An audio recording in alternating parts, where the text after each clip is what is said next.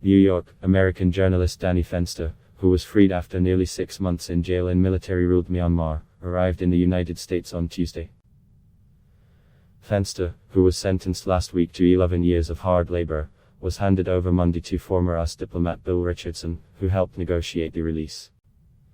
He is one of more than 100 journalists, media officials or publishers who have been detained since the military ousted the elected government of Nobel laureate Aung San Suu Kyi in February. Fenster said he was feeling physically okay as he transited through Qatar on his way home. "It's just the same privations and things that come with any form of incarceration," a bearded Fenster in baggy drawstring pants and a knit hat told journalists after landing in Doha. "The longer it drags on, the more worried you are that it's just never going to end." While jailed, Fenster told his lawyer that he believed he had COVID-19, though prison authorities denied that. Late Monday, he said he was not starved or beaten while in custody and was happy to be on my way home. Hours later, he landed in New York, and his mother rushed over to hug him as he stepped out of a car.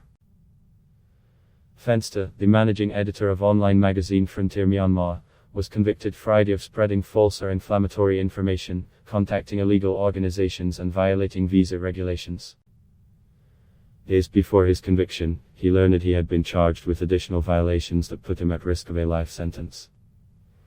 "We are so grateful that Danny will finally be able to reconnect with his loved ones who have been advocating for him all this time, against immense odds," Richardson, a former governor of New Mexico and past ambassador to the United Nations, said in a statement on Monday.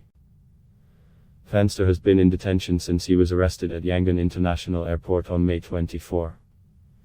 "We are overjoyed that Danny has been released and is on his way home. We cannot wait to hold him in our arms," his family said in a statement.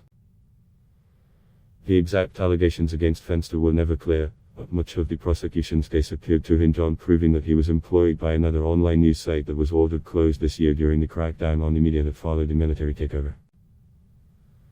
Fenster used to work for the site but left the job last year.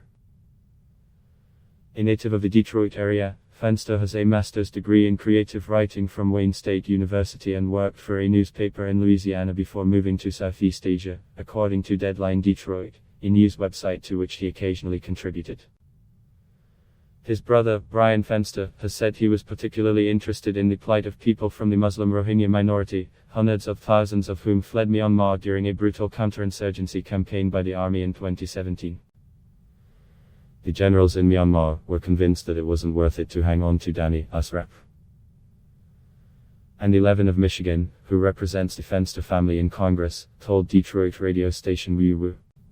"Ad block test why.